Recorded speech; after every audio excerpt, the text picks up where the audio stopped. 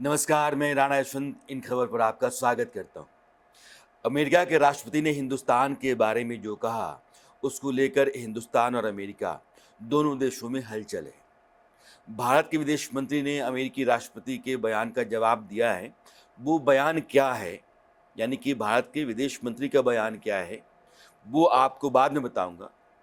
पहले ये देखना ज़रूरी है, समझना ज़रूरी है कि अमेरिका के राष्ट्रपति जो बाइडेन ने ज़ेनोफोबिक कहा इंडिया को, भारत को, मतलब क्या है? रूस, चीन, जापान, हिंदुस्तान, ये सब एक तरह के देश हैं, ये ज़ेनोफोबिक हैं। ज़ेनोफोबिक का मतलब ये है कि वैसे देश जो बाहर से आने वाले लोगों से परेशान रहते हैं, वो पसंद नहीं करते हैं। यानी कि अमेरिका में जिस तरह से लोग जाते हैं दुनिया के तमाम हिस्सों से, वहाँ नौकरी करते हैं, वहाँ डॉक्टर बनते हैं, इंजीनियर बनते हैं, साइंटिस्ट बनते हैं, वहाँ वो नागरिकता हासिल करके रह भी जाते हैं। उस तरह का देश अमेरिका है और ये तमाम देश वैसे नहीं हैं। अब सवाल ये है कि अमेरिकी राष्ट्रपति अपने बयान में कितने ईमानदार हैं या ठीक हैं। चीन, चीन की बात भारत के साथ अगर आप करते हैं, तो बुनियादी तौर पर ही आप गलत हैं। चीन का पूरा सिस्टम यानी कि वहाँ का जो कम्युनिस्ट अरेंजमेंट है, सरकार है, चीन की अर्थव्यवस्था जिस रास्ते पर चलती है, वो और हिंदुस्तान, ये दोनों दो सिरे पर खड़े देश हैं। रूस का संकट रूस के अपने फैसलों की वजह से है। वो एक युद्ध भी लड़ रहा है। जापान और ब्रिटेन, ये दो ऐसे देश हैं जो आज की तारीख में क्राइसिस में हैं, रिसेशन का शिकार हैं। भारत वैसा नहीं है। मैं भारत की अर्थव्यवस्था को यहाँ इसलिए ला रहा हूँ क्योंकि उन्होंने कहा कि ये ज़ेनोफोबिक देश जितने भी हैं, ये संकट में हैं, क्राइसिस में हैं। अमेरिका दरअसल क्राइसिस में इसलिए नहीं है क्योंकि दुनिया के तमाम देशों से आए हुए लोग अमेरिका के निर्माण में अपनी भूमिका निभाते हैं। तो एक खुला देश, तरक्की पसंद देश है, इसलिए इतना आगे है।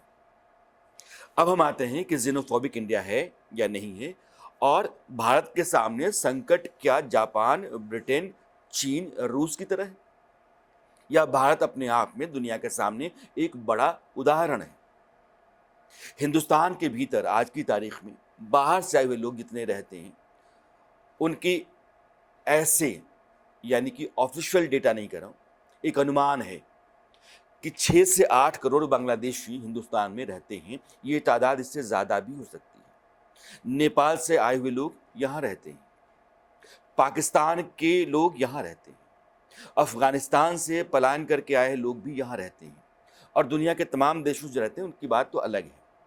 लेकिन भारत की सरकार इन देशों से आए हुए लोग, जो सीए जैसा कानून बना करके ले आई है, वो इसीलिए है कि वैसे लोग जो अपने देश में सताए हुए हैं, वहाँ के मारे हुए हैं, उनकी ज़िंदगी वहाँ नर्क है, उनको हिंदुस्तान में एक सम्मान का जीवन दिया जाए और रोज़ी रोटी के लिए यहाँ उनको अवसर मिले, इस तरह का बंदोबस्त किया जाए, तो उनको नागरिक बनाया जा रहा है। ये अपने आप में एक अलग तरह का कानून है। वैसे लोग जो घुसपैठिए के तौर पर आए, उनको भी अपना ब्यौरा देना होता है। लेकिन हिंदुस्तान वैसा देश नहीं है जैसा अमेरिकी राष्ट्रपति बाइडेन कहते हैं। बहुत सारे लोग आए हुए हैं, और जितने लोग हिंदुस्तान में रहते हैं, उतनी आबादी, यानी कि बाहर से आए हुए लोग, अमेरिका के एक पूरे स्टेट की नहीं होगी। 50 स्टेट में बटा हुआ देश है, 36-37 करोड़ के आसपास की आबादी है, 140 करोड़ का देश हिंदुस्तान है, और यहाँ 8 से 10 करोड़ हो सकता है कि इतनी, मैंने 6 से 8 करोड़ कहा कि बाहर से आए हुए लोग हैं, इससे ज़्यादा भी हो सकते हैं। तो 8 से 10 करोड़ वो आबादी हो सकती है जो बांग्लादेश और पड़ोस के देशों से आई हुई है। तो हिंदुस्तान कहाँ डरता है उन लोगों से?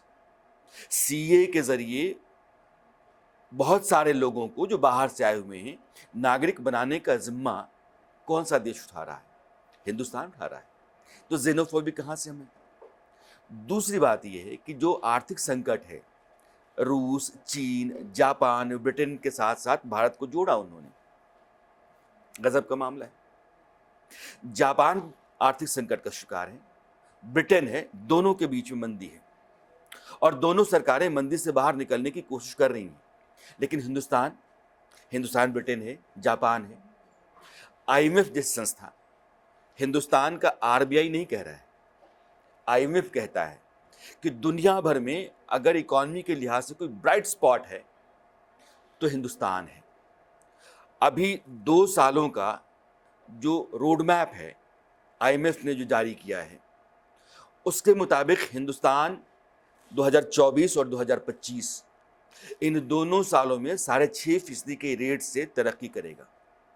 दुनिया में कोई दूसरा देश बताइए जो इस रफ्तार से, इतना बड़ा देश हो, जिसका ढांचा इतना बड़ा है, आबादी इतनी बड़ी है, इस रेशियो के साथ या इस रेट के साथ तरक्की कर रहा।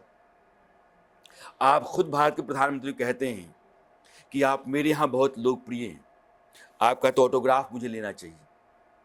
जिस प्रधानमंत्री के ऑटोग्राफ को लेने के लिए आप कहते हैं, जिस देश के बारे में आईएमएफ जैसी संस्था कहती है कि इकॉनमी के लिहाज से ब्राइट स्पॉट है, जो देश पिछले 10 वर्षों में 10वें पायदान से 5वें पायदान पर ताकतवर अर्थव्यवस्था के लिहाज से आ गया, उसके बारे में कहा जा रहा है कि अगले कुछ वर्षों में वो 3रे पायदान पर आ जाएगा।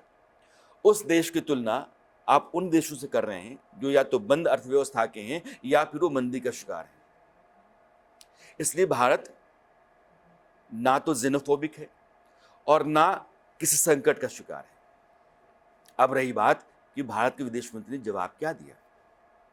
भारत के विदेश मंत्री ने अमेरिकी राष्ट्रपति के बयान को गलत बनाया। उन्होंने कहा कि जिन देशों के साथ हमारी तुलना हो रही है वो गलत है, और जितनी बातें मैंने आपको कही कि सीए के जरिए नागरिकता देने की बात और बाहर से आए हुए लोग जो भारत में रहते हैं, यह सब उन्होंने अपने जवाब में कहा। कभी अमेरिका और हिंदुस्तान, इन दोनों देशों के समाज को आमने सामने रख के समझने की जरूरत होनी चाहिए। उनके यहाँ इतनी विविधताएं नहीं हैं। यहाँ हजारों की तादाद में समाज हैं, सैकड़ों की तादाद में भाषाएं हैं, हजारों की तादाद में बोलियां हैं, अपनी परंपराएं, अपनी संस्कृति, अपना रहन सहन, और उन सब के साथ ये ऐसा संगम है जो चलता रहता है, और ये लबालब भरे किसी मस्त दरिया सा है। इस तरह की संस्कृति, परंपरा और समाज का देश अमेरिका नहीं है। और अमेरिका के साथ खुशकिस्मत ये है कि उनके पास बहुत बड़ा इलाका है और बहुत नेचुरल रिसोर्सेस हैं।